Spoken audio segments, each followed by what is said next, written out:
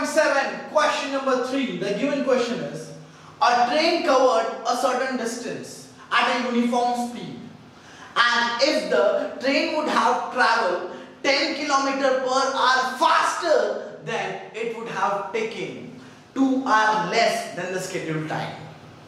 If the train would have traveled slower by 10 km per hour, then it would have taken 3 hours more than the scheduled time. We need to find out the distance traveled by the train. The distance traveled by the train मतलब क्या? अगर मैं distance किसी चीज का find out करूँ तो मुझे क्या चाहिए? Speed into time. और मुझे speed भी दिया हुआ है ऊपर और time भी दिया हुआ है ऊपर. मतलब मुझे distance मिल सकता है क्योंकि मुझे speed और time given है.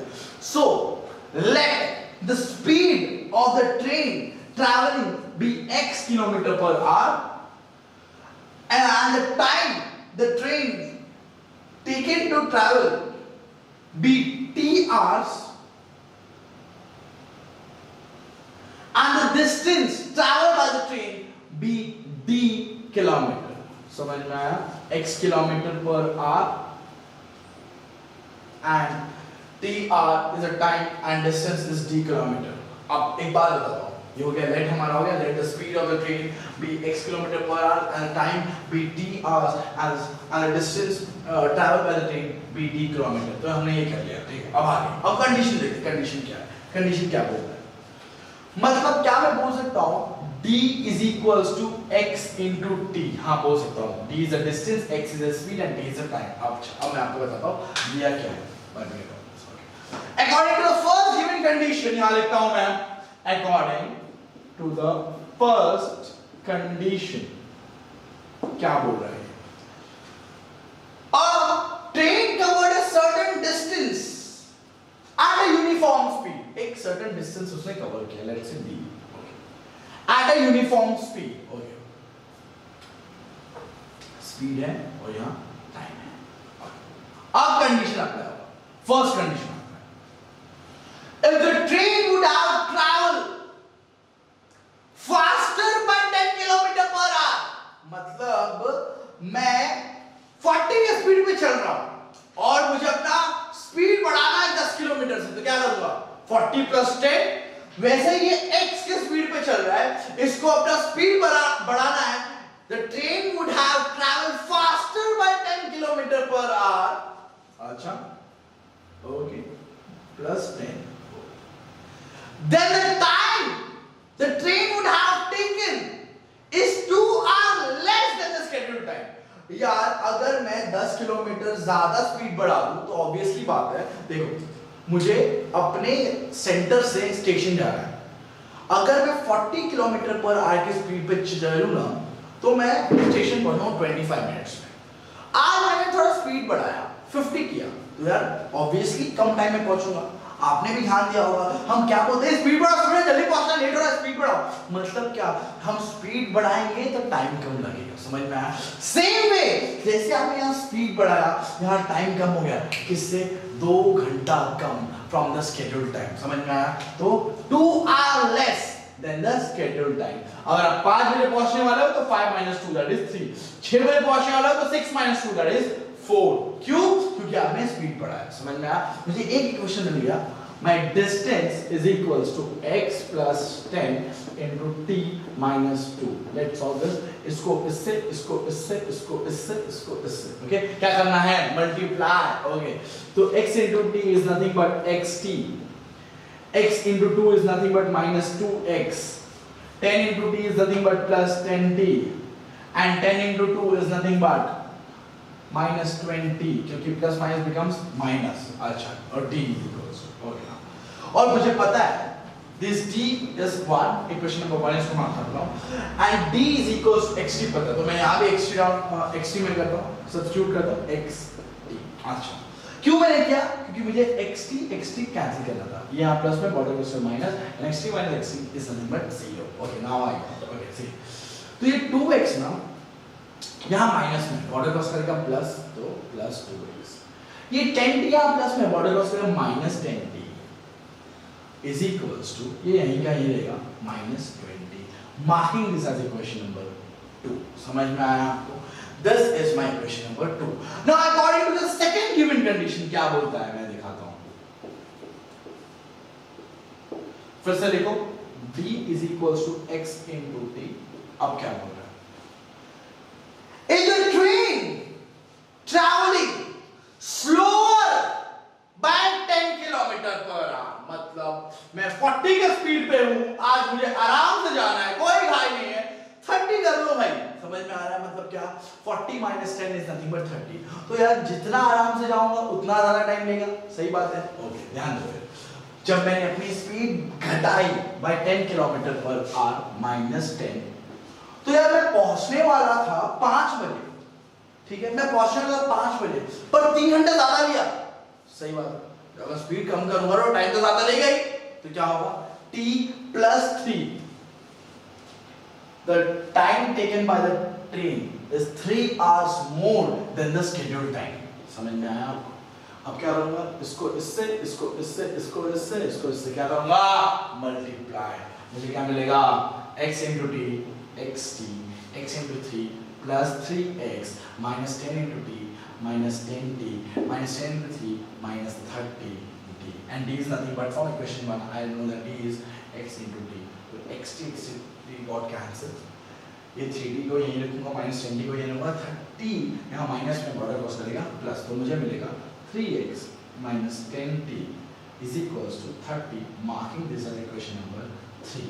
Okay, I got my equation number 2. I got my equation number, this is t. Okay, I got my equation number 2. I got my equation number 3. क्या कर सकता हूँ मैं? ध्यान दो.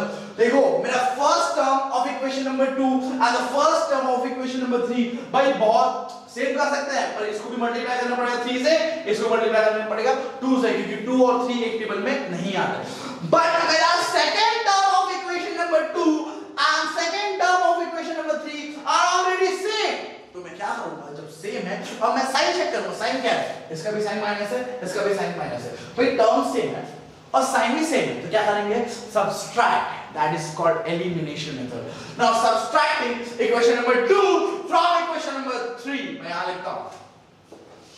Subtracting. Statement लिखने के बाद ही subtract करना. Equation number 2 from equation number 3. तो equation number 3 का left hand side पहले लिखो 3x minus 10t minus घर खोलो. equation number 2 का left hand side लिखो 2x minus 10t is equals to equation number 3 का right hand side लिखो 30 minus equation number 2 का right hand side लिखो that is minus 20. समझ में आया आपको? minus become plus, that is equals to 50. 30 plus 20 is nothing but 50. now मैं bracket खोलता हूँ. यहाँ ये प्लस है, ब्रैकेट खोला, माइनस, यहाँ माइनस है, ब्रैकेट खोला, प्लस. अब क्या मिलेगा मुझे? 10t cancel.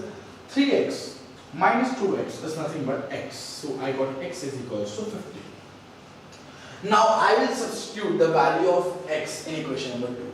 समझ में आया? तो सबसे इजी मेरे वही लिख रहा है. अब चलो substituting, यहाँ लिखता हूँ substituting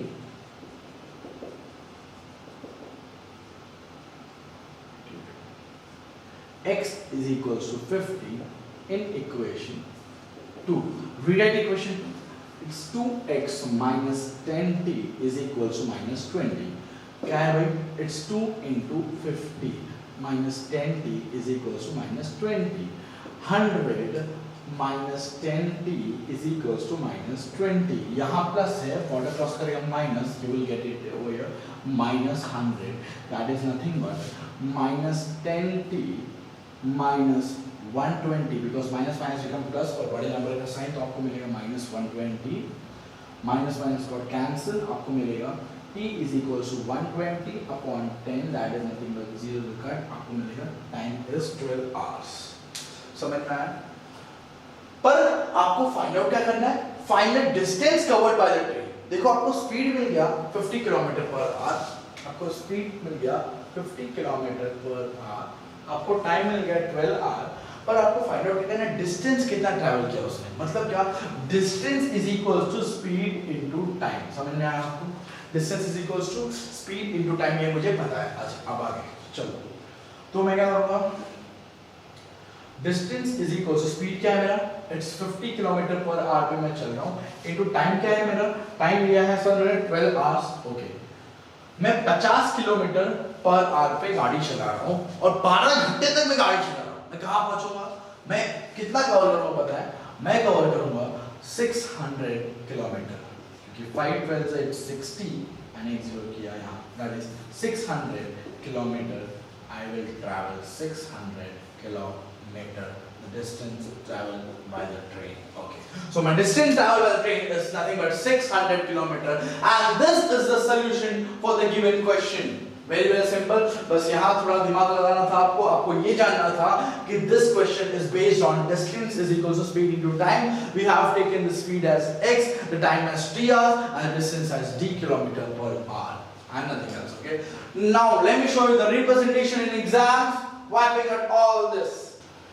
Let the speed of train be x kilometer per hour, the time taken by the train to travel the given distance be t hours, and the distance traveled was d kilometer. We know that speed is equal to distance upon time. समझ में आपको? that speed को हमने x लिया, distance को d लिया, time को t लिया, so we got d is equal to x. Marking as question number 1. Now, using the given information in the question, we obtain x plus 10 into t minus 2 is equals to t.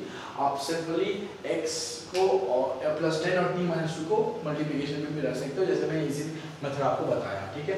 कुछ नहीं किया है, यहाँ multiplication में था border cross का division, यहाँ division में था बॉर्डर क्रॉस का मल्टीप्लिकेशन, समझ में आपको हो गया? So we got x plus 10 into t minus 2 is equals to t. Now on solving this equation, we got minus 2x plus 10t is equals to 20, marking as equation number 2. And according to second given condition, that is x minus 10 is equals to d by t plus 3. Now यहाँ division में border cross का multiplication we get x minus 10 into t plus 3 is equals to d. On solving we got xt minus 10t plus 3x minus 30 is equals to d. On solving we got 3x minus 10t is equals to 30. Now we have added equation 1 and 2. Okay, now we obtain x is equals to 50. Using equation 2, we obtain minus 2 into 50 plus 10t is equals to 20 minus 100 plus 10t is equal to 20. Now we got 10t is equals to 120 क्योंकि 100 वहाँ minus में था, body cross का plus हो गया. We got 2t is equals to 12 hours. Now we got the time as 12 hours. We got a distance as 50 speed as 50 kilometer per hour. हमें distance निकाल सकते हैं. Distance is equals to speed into time. That is 50 into 12 is nothing but 600 kilometer is the distance traveled by the train. If you like this video, do share and subscribe. Thank you.